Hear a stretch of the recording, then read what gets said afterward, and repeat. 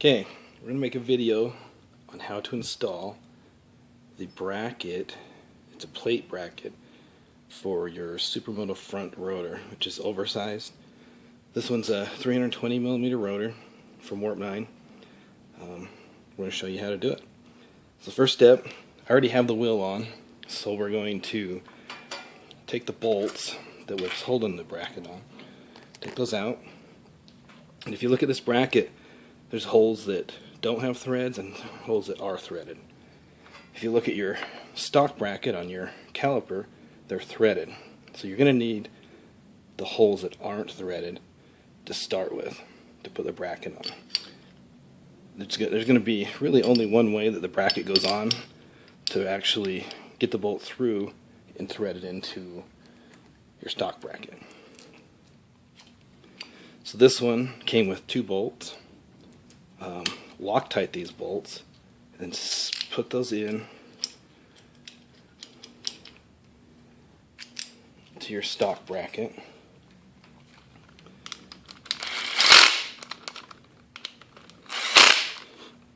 You don't need to torque them right now because we're going to do that later.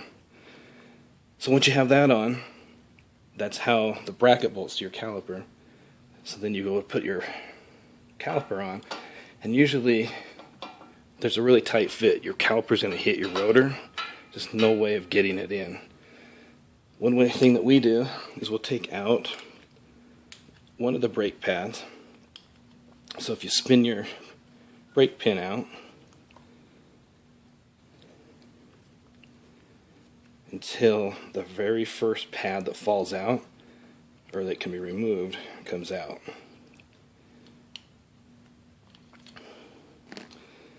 So that's this one. So you still have your first pad in.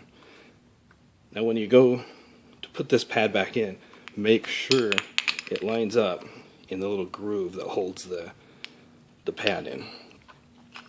So with that removed, you can install it just like that. Very easy to get it in. So then take your stock bolts and Loctite them. Any bolt that you touch doing this process, make sure you Loctite it. And your brake line is going to hold it back a little bit. A little bit of pressure, so you kind of got to move it around. Get it started.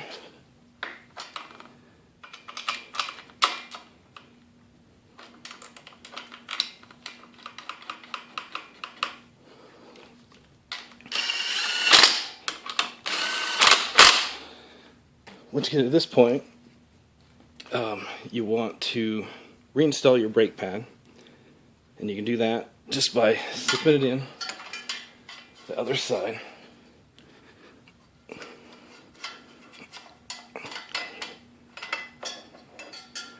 Sometimes it's a little tricky. Once you get it, retighten your brake pin.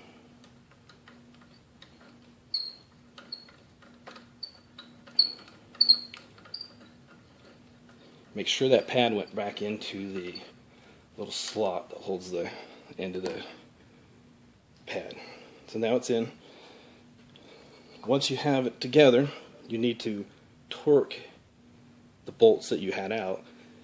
Your owner's manual will tell you the torque specs. This one says it's 26 Newton meters. Most spoke wrenches will be Newton meters, and either inch or foot-pound on the other side. So I set this, do it till it clicks. Also, do the bolts that were provided with the bracket. It's a little bit different type of a bolt, but still works the same. And there you have it.